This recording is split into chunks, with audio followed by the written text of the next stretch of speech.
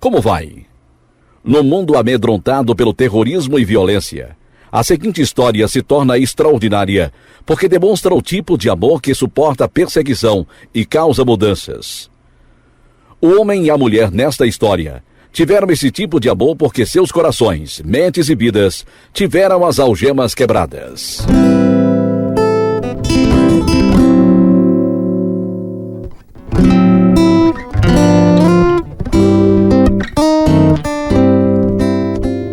Levando a luz ao mundo em trevas, isto é, Algemas Quebradas.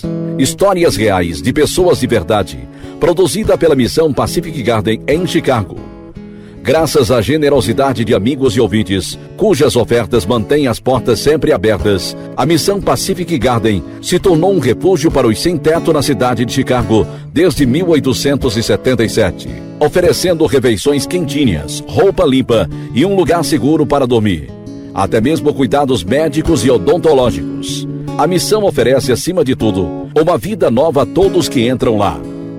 Através do estudo bíblico, oração e aconselhamento, seja quem for, poderá conhecer aquele para quem um dia é como 1000 anos e 1000 anos como um dia. Somente ele pode dar vida eterna. Essa transmissão feita no mundo inteiro é a de número 2643, no seriado Algemas Quebradas. O programa que faz você olhar para dentro de si mesmo e pensar. Abra! Abra! É a KGB, a polícia secreta. Está tudo escondido? Pavel, você sabe onde colocar isto? Abra! Abra! Só um momentinho. Depressa, filho. Isso, depressa, Pavel. Abre imediatamente, ou vamos botar lá abaixo.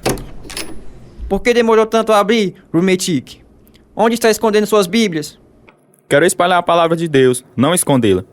Vamos ver isto.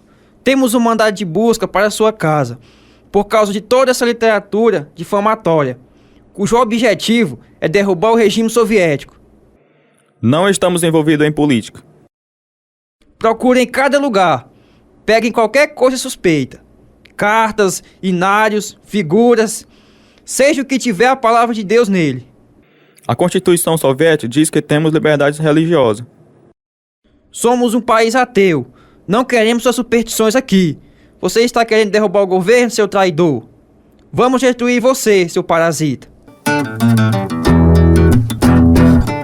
O homem em nossa história nasceu na União Soviética e cresceu na ditadura stalinista. Sofreu grande perseguição por parte de sucessivos líderes comunistas. Peter poderia ter escolhido o caminho fácil, mas não o fez. Esta é a primeira parte da sua história, como ele preferiu perseverar e como sobreviveu. É a história verdadeira de Peter Romashik, agora em Algemas Quebradas. Nasci em 1931, em Belarus, que fazia parte da Polônia. Estava no segundo ano, quando os alemães invadiram meu país, e a escola foi fechada, depois bombardeada. Mais tarde, a União Soviética absorveu nosso país e as aulas começaram a funcionar de novo. A esta altura, estava trabalhando para sustentar nossa família. Ah, que bom! Trouxe repolho? Foi, mamãe. É bem bom, não é? É, você é ótimo, filho. Minhas orações sempre o acompanham. Mamãe, alguns dos meus amigos voltaram à escola. Eu sei, mas você não pode. O professor veio aqui hoje perguntar se você podia voltar a estudar, mas disse-lhe que não. Precisamos do dinheiro que você ganha no emprego. Claro. Mas concordei em que viesse aqui à noite. Ele vai ensiná-lo aqui em casa. É mesmo? Obrigado, mamãe. Quero terminar os meus estudos. Então ore, Peter, e peça ao Senhor para ajudá-lo. Minha mãe era crente, meu pai ortodoxo. Mamãe orava a Deus constantemente, meu pai só nos feriados importantes. Por isso aprendi cedo que as pessoas podiam obedecer a Deus em vários níveis. Não havia igreja no tempo de Stalin, mas tínhamos uma Bíblia em casa, que eu já tinha lido toda. Quando eu estava com 14 anos, estudava com meu amigo Victor. E aí, Peter, o que você acha? É tudo verdade? É sim, acho que é, Victor. O governo não concorda. O Deus deles não é Deus. Eu sei, mas as coisas que Jesus disse, você não pode ignorá-las. Mas quem pode segui-lo? É preciso ser santo, e eu nunca vou ser um. Escolha difícil, não é? Jesus fez seu caminho parecer tão certo, mas o preço é alto demais. E o outro caminho é muito mais fácil. Vitor, acho que vou seguir o caminho de Jesus, mas não agora. Sou muito jovem, provavelmente não seguirei quando estiver mais maduro. Talvez só quando chegar aos 50 ou 60, então tento. Victor foi para o ensino médio. Não o via muito. Quando fez 18 anos, soube que se suicidara. A morte do meu amigo me abalou tanto que nem aguentei ir ao funeral. 3 meses depois, estava esquiando pela floresta, quando Deus se fez tão presente que tive que parar. Ajoelhei-me e entreguei a minha vida completamente a Ele. Sabia que escolher o caminho difícil, porque muitos crentes estavam sendo julgados como criminosos. Alistei-me no exército. Enquanto eu estava em Moscou, conheci uma moça maravilhosa, chamada Luba. Irmão Peter conhece os versículos muito bem para um soldado. A palavra de Deus é preciosa para mim, irmã Luba. Quando decidiu segui-lo? Há 4 anos, e nunca me arrependi. Os crentes são perseguidos. Ouviu sobre o pastor que foi condenado a 25 anos de prisão por batizar jovens à noite? Ouvi. Sua família também se arrisca muito, deixando que a gente se reúna aqui em sua casa. Não podemos deixar o governo destruir a nossa fé. Se este é o único lugar que há para adorarmos ao Senhor, é aqui que vamos adorá-lo. Admiro a sua coragem, irmã Luba.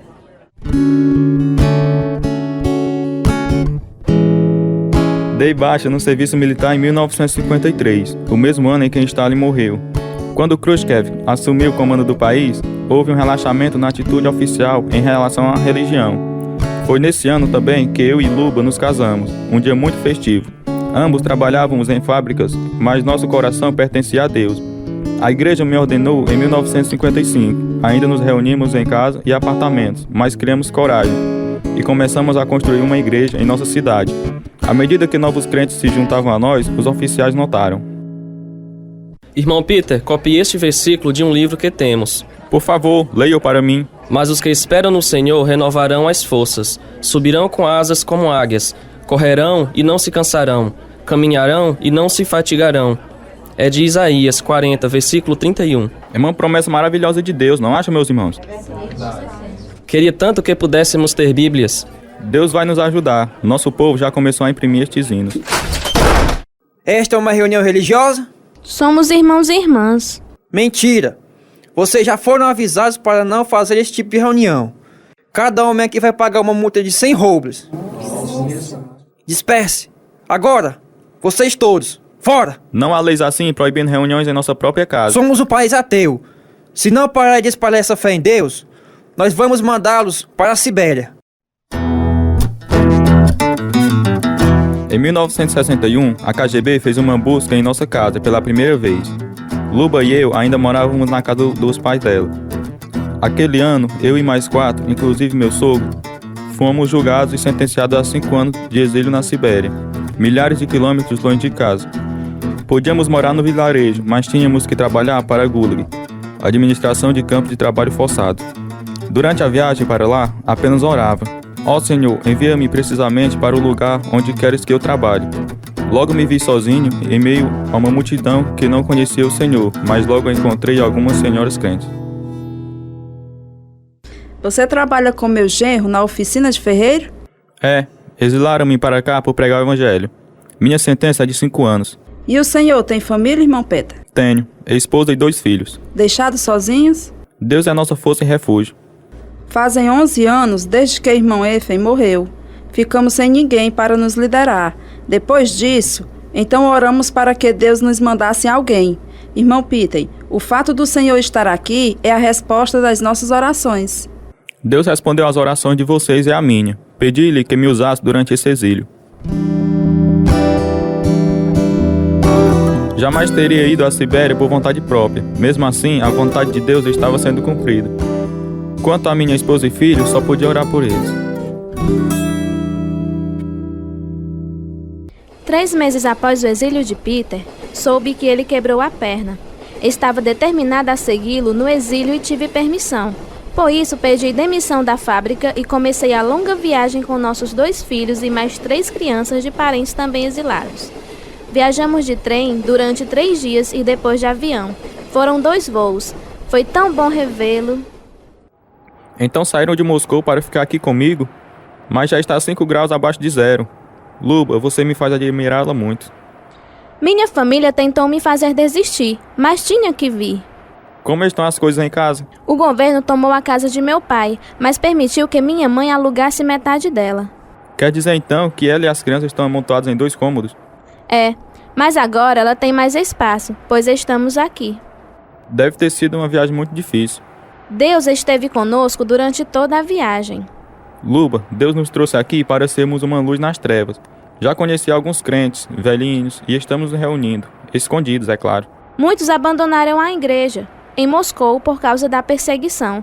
Não estavam prontos a sofrer pela fé. Queria tanto que entendessem. É um privilégio fazer seja o que for que Deus mandar.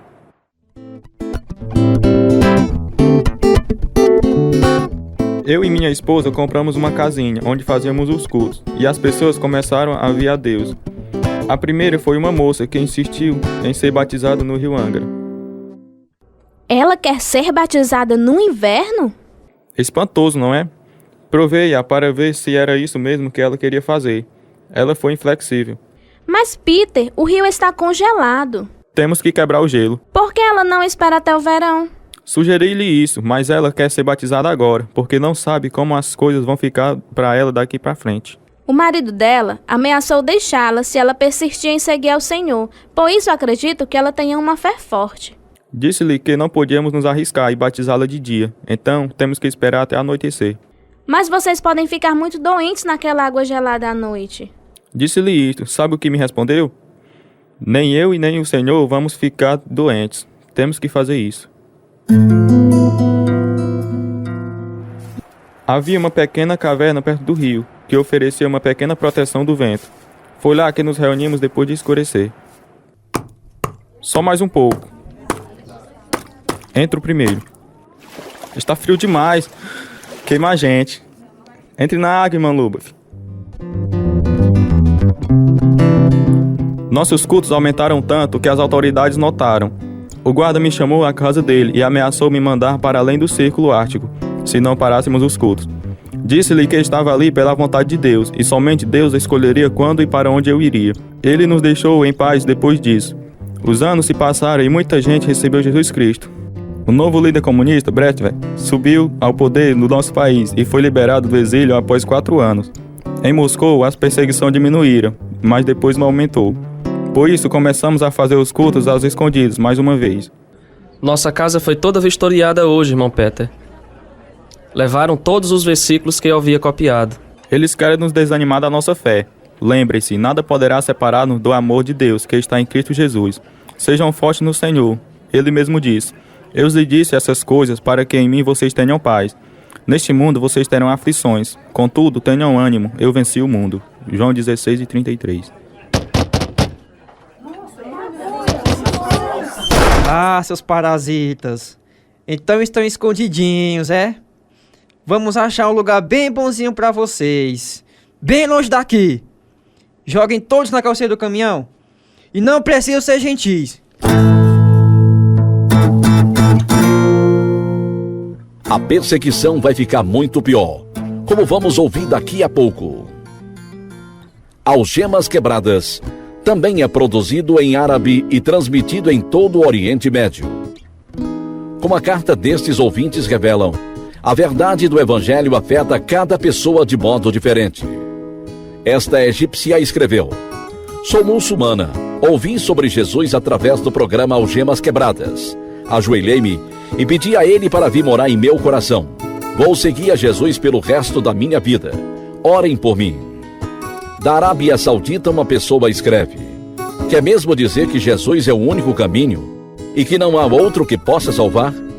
Não acho que Alá permitiria que isso acontecesse. E nós? Uma pessoa do Iraque diz: como ouvinte de Algemas Quebradas, descobri que posso ir ao Deus Todo-Poderoso em busca de socorro. Não estou só no mundo. Deus está com todos quantos creem nele.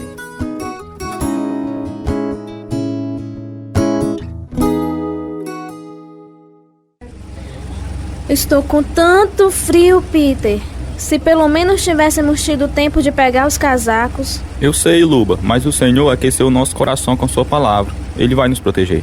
Faz tempo que estamos no caminhão. Para onde será que estão nos levando, Peter? Não sei. Estamos a uns 50 quilômetros da cidade. Está tudo tão escuro. Estamos na floresta. Tudo bem, todo mundo fora. Não quero ir. Rápido, mexam-se. Vocês têm sorte de não atirarmos em vocês, por envenenar as mentes das pessoas. Nada pode nos separar do amor de Deus. Lembre-se disso enquanto voltam para casa. Da próxima vez que se reunirem, vão todos presos. O alvo principal das autoridades eram os filhos dos crentes. O plano deles era manter os pais presos, enquanto se ensinavam seus filhos os ideais ateístas do comunismo. No fim, eles achavam que a fé de Deus ia desaparecer. Não deixamos nossos filhos participarem dos grupos de jovens comunistas e ensinamos a eles a ficarem calados quando alguém o interrogasse sobre a igreja. Mas a minha esposa era muitas vezes difamada e ameaçada. Já fazia 3 anos que eu estava em casa, quando fui preso pela segunda vez. Quero fazer-lhe algumas perguntas sobre os seus filhos, camarada Rumetic. Eles não participam dos clubes que honram o camarada Lene. Essas organizações são ateias. Como está criando seus filhos? Como crentes. É ordem criados no louvor e a admoestação do Senhor. O Salmo 78, versículo 3 e 4 dizem: O que ouvimos e aprendemos, o que nossos pais nos contaram, não os esconderemos a nossos filhos. Contaremos à próxima geração os louváveis feitos do Senhor, o seu poder e as maravilhas que fez. Você podia escrever tudo isso até amanhã de manhã? Posso. Fui julgado por minha opinião e sentenciado a 3 anos, que foram reduzidos a 1 ano e meio, desta vez na prisão. Imediatamente tomaram minha Bíblia. Só raramente podia mandar ou receber cartas e raramente minha esposa podia vir me visitar. Mas fora disso, o tratamento para comigo não era cruel. Isto ia mudar. Quando fui solto, não podia parar de pregar o evangelho, mas tornei-me mais cauteloso. Um dos poucos lugares em que podia falar livremente era nas florestas, enquanto colhíamos cogumelos. Pelo menos eles lhe devolveram a Bíblia quando saiu da prisão. Precisamos de mais Bíblia, Peter. Mais depressa do que pensa, teremos novos testamentos impressos pelos nossos. Deus é tão bom para nós. Um dia Ele mudará toda esta opressão. Conte-me como tudo ocorreu enquanto eu estava preso. Como sempre, as autoridades sempre me vigiando, dizendo que eu não prestava para ser mãe porque nossos filhos não são ateus. E também há meu trabalho na comissão. Que comissão? O Conselho de Parentes dos Prisioneiros. Nós nos organizamos a fim de expor as coisas terríveis que fazem aos crentes. Imprimimos um boletim cada mês a fim de nos mantermos informados. Que bom. Também estamos pressionando as autoridades. Escrevo cartas. Você é muito corajosa, Luba. Deus é o nosso escudo, Peter. Veja como está protegendo o nosso povo enquanto imprimem o Novo Testamento. Os comunistas não podem parar o plano de redenção de Deus. De jeito nenhum. Creio de todo o coração que um dia o sol da liberdade vai brilhar aqui também. Portanto, meus amados irmãos, mantenham-se firmes e que nada os abale. Sejam sempre dedicados à obra do Senhor, pois vocês sabem que no Senhor o trabalho de vocês não será inútil. 1 Coríntios 15, 58.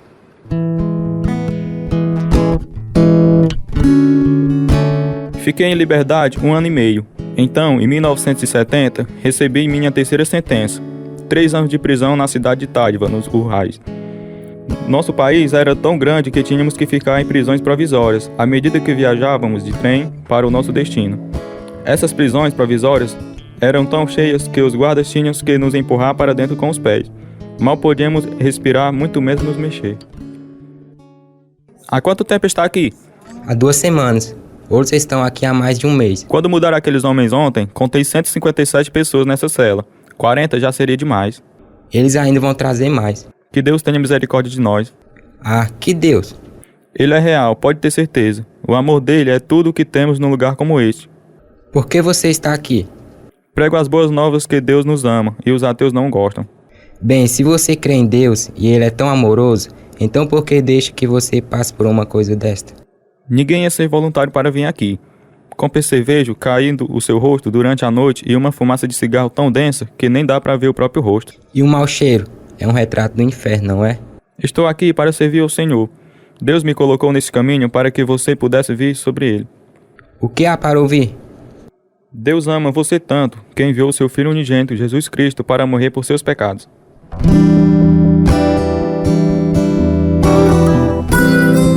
Nosso terceiro filho nasceu logo depois de Peter ser preso em Távida. Ele escreveu dizendo que eu poderia ir visitá-lo e podíamos até ficar no mesmo quarto e fazer nossa comida, mas não ia me pedir para fazer uma viagem tão longa com o bebê. Fiquei super feliz com a perspectiva de ver meu esposo e fiz a viagem, indo primeiro ao escritório do comandante como era exigido. A senhora veio de tão longe e ainda trouxe esse nenenzinho. Queria muito ver meu esposo. Ele é crente? É, e eu também. Enquanto viajava até aqui, fiquei admirada como o Senhor tinha organizado tudo de um modo miraculoso.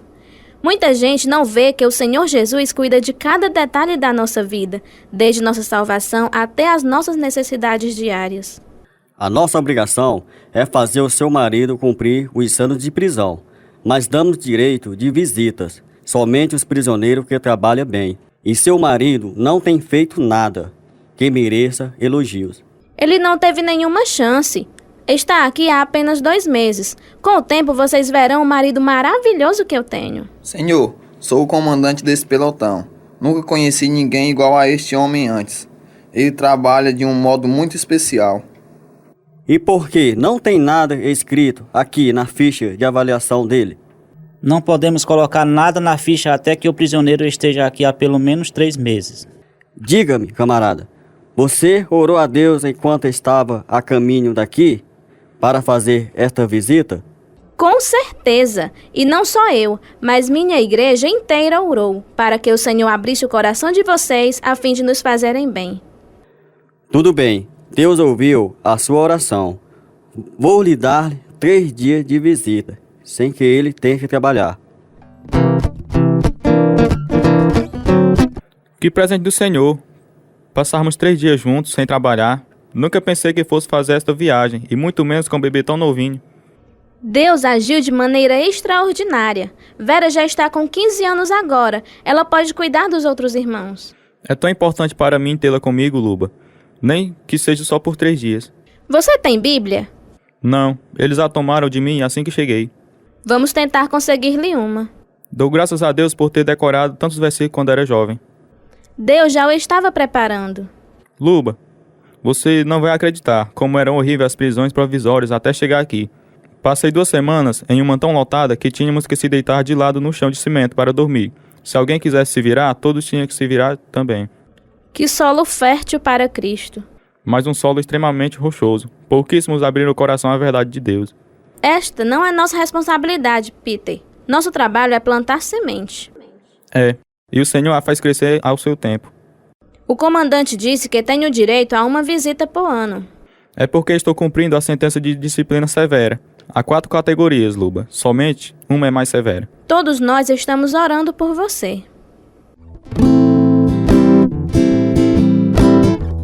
A disciplina era dura e os direitos humanos eram violados nas prisões soviéticas. Certa vez não recebi carta nenhuma de ninguém e ninguém recebeu nenhuma carta minha. Fui até a administração do presídio a fim de saber a causa. E o diretor me chamou e me mostrou as cartas de minha esposa, com parte sublinhada de vermelho. Enquanto sua esposa e parente não pararam de escrever a você sobre Deus, não vamos deixar de receber nenhuma carta. Pense nisso e se decida. O único meio de receber qualquer carta é parando de escrever sobre Deus. Sou crente, vivo para Deus. Essas pessoas que me escrevem também são crentes. Sabemos que não podemos viver sem Deus, pois nele vivemos, nos movemos e existimos, como disseram alguns dos nossos poetas de vocês. É isso que nos dá sentido e nos faz escrever como escrevemos. Vamos continuar escrevendo assim. E quer o Senhor permita que as cartas cheguem até minhas mãos ou não. É um problema para a sua consciência resolver.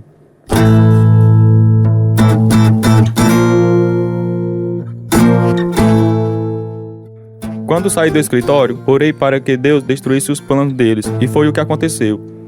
As cartas começaram a fluir entre nós outra vez. Louvei a Deus pela esposa fiel que tinha durante nossa tribulação. Não tinha como saber que ela também ia por tribulações ainda maiores.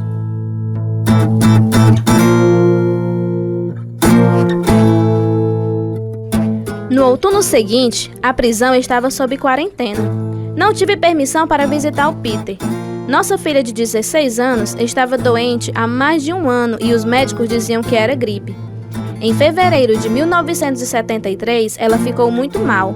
Tarde demais, descobriram que estava com problemas no rins. Senhora Romiti, não podemos fazer um transplante de rins. Por isso, a sua filha vai morrer.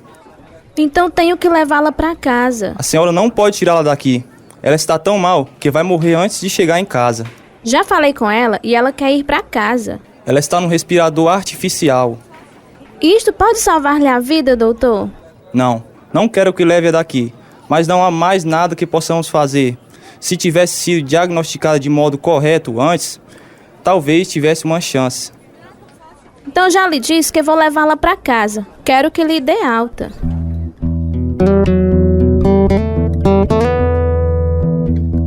Levamos minha filha para casa. À noite ela morreu. Quase morri de tristeza. Peter ainda estava preso e incapaz de nos ajudar. Para piorar tudo, o povo da cidade acreditava que a tínhamos oferecido em sacrifício humano. Para onde eu ia, as pessoas me apontavam e diziam: ela matou a filha. Uma multidão irada ficou do lado de fora do nosso apartamento no dia do funeral. Não acreditava que a perseguição fosse piorar, mas piorou.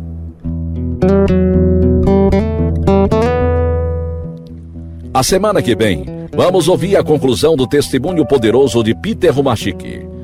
A Bíblia diz em 1 João capítulo 5, verso 13: Escrevi-lhes estas coisas, a vocês que creem no nome do Filho de Deus, para que vocês saibam que têm a vida eterna. E você, meu amigo, minha amiga, tem certeza que você tem a vida eterna? Jesus diz no capítulo 6 de João, versículo 47: na verdade vos digo, que aquele que crê em mim tem a vida eterna. Por que não confia nele agora mesmo? Se precisar de ajuda para fazer esta decisão por Cristo, que vai mudar sua vida, escreva para Algemas Quebradas, Caixa Postal 1, Nova Russas, CEP 62.200, ou ligue para o número 0 Operadora 88 3672 1055. Nosso e-mail é algemasquebradas@hotmail.com. Este é o programa número 2643. Fizeram parte da história verdadeira de Peter Humachik os seguintes atores: Antônio Carlos, Claudene Azevedo, Francisco Silva, Gerlan Souza, Ivonete Alves, Ismael Silva, Letícia Alves, Lucinete País, Maerlon Souza, Marco Heleno e Silas Alves. Tradução: Edissa Soares e Clainilton Malaquias. Direção: Lina Golsen. Produção: André e Natan Golsen. Música: Ismael Duarte e Heriberto Silva. E eu sou George Hércules. Algemas Quebradas foi gravado nos estúdios da Rádio Ceará, Nova Russas, Ceará, Brasil. Algemas Quebradas está sendo produzido por Missão Pacific Garden para mostrar através de histórias verdadeiras que, se sua vida está vazia, pode ser enchida até derramar. O endereço é Missão Pacific Garden, 1458 Sul Canal Street, Chicago, Illinois, 60607, Estados Unidos. O nosso endereço em Brasil é Algemas Quebradas, Caixa Postal 1, CEP 62.200, Nova Russas, Ceará. O site é www.algemasquebradas.com.br e o e-mail algemasquebradas@hotmail.com.